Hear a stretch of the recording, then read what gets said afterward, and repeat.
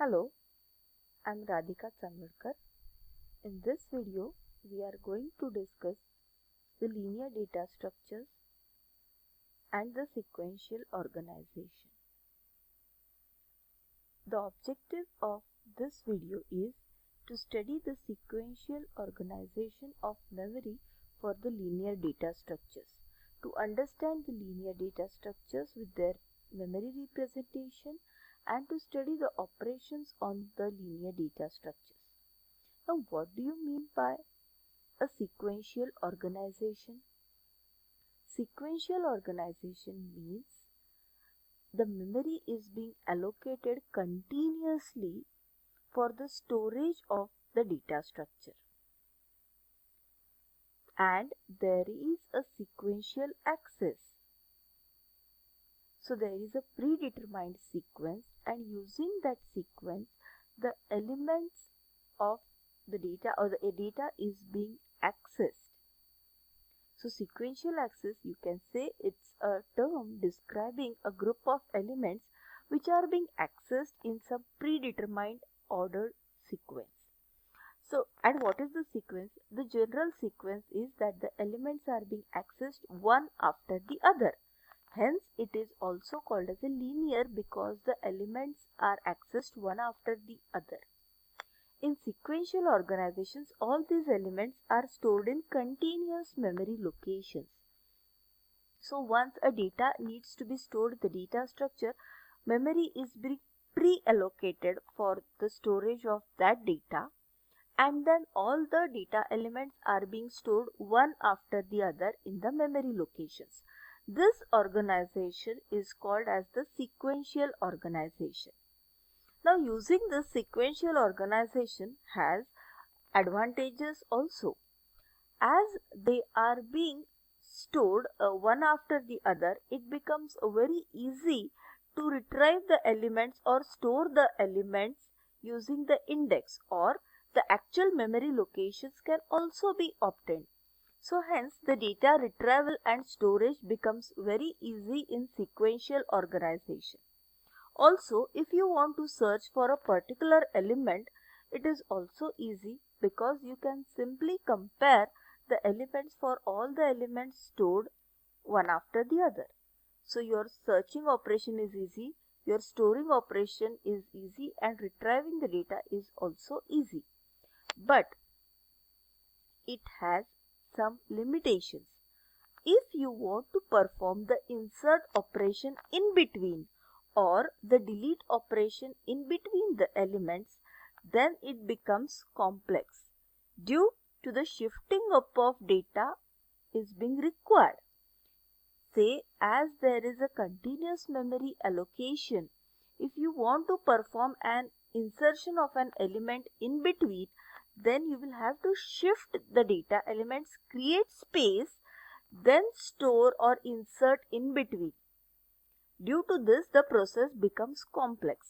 Hence, insertion and deletion of an in-between elements is complex, and as there is a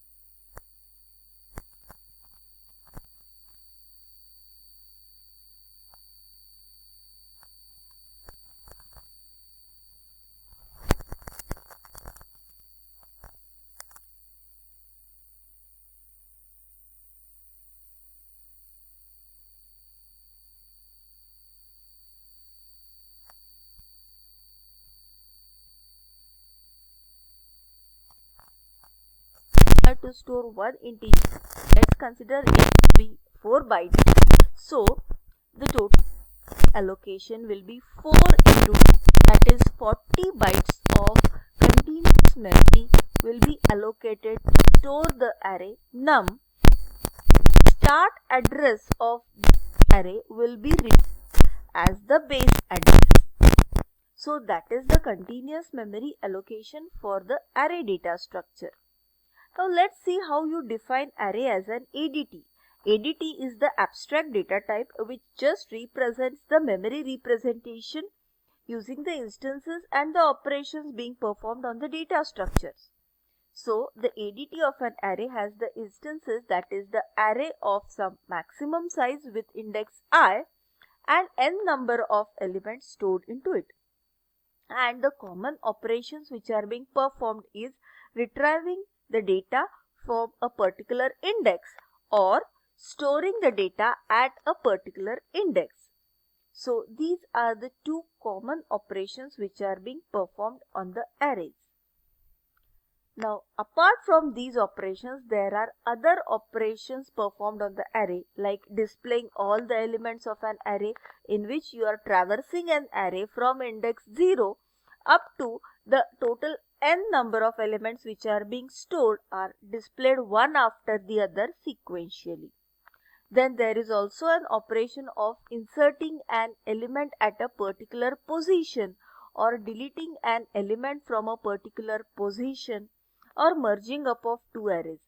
These are the other operations which are being performed on the arrays. Now let's see an insertion example.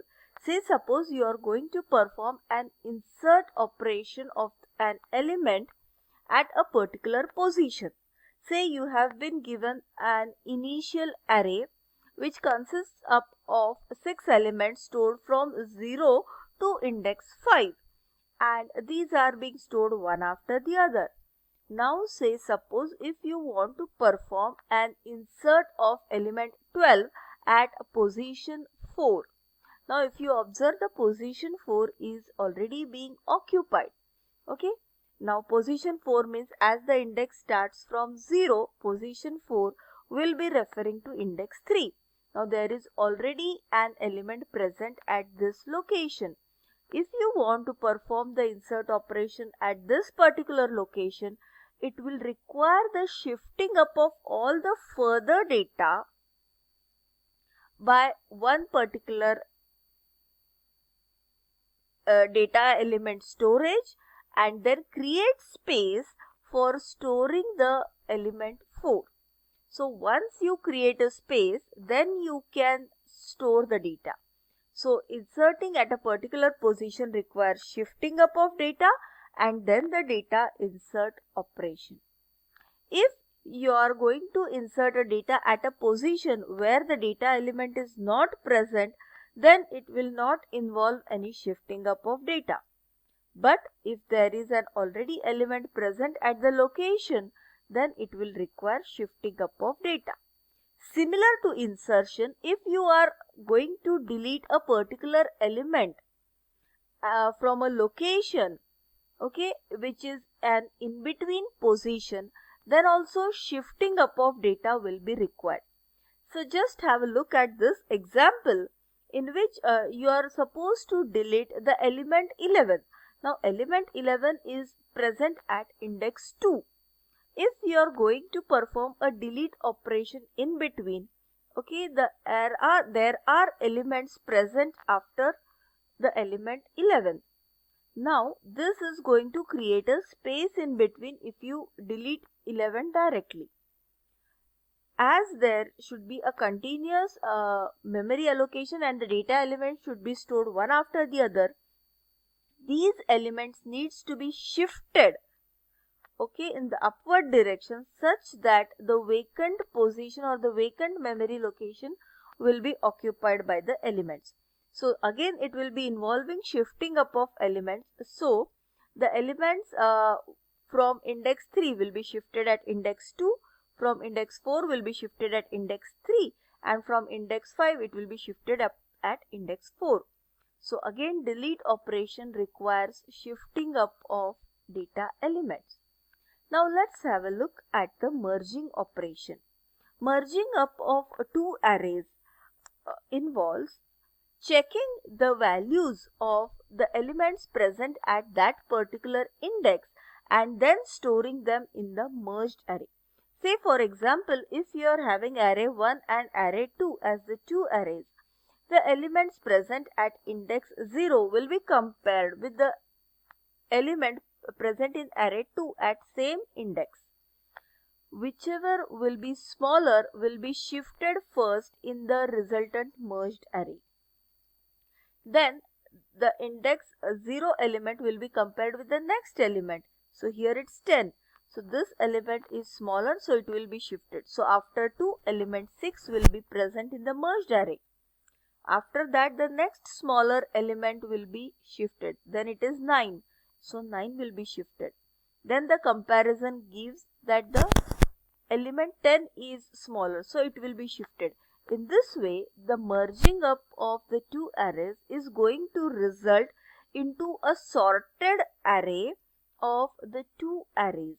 So the elements will be combined together in such a way that the merged array is a sorted array. So that is the merging up of the two arrays. Now let's have a look at the memory representation of this array. Consider a single dimensional array. Whenever the single dimensional array is being defined, memory is being allocated as per the size of the array and as per the data type. So here we are considering an integer array which is of say size 8. So here the elements are being stored from index 0 to index 7. Okay. Now the continuous memory will be allocated of 8 into 4, that is 34 bytes in all in the total. So if you want to access any particular element of this array, you can access it with the help of the index of an array. So using these indices, you can access the elements, and also you can get the memory address of each of these elements stored in the array. To get the memory address, okay, the base address which is being returned after the successful memory allocation is being stored. This base address is the address of the 0th element of the array.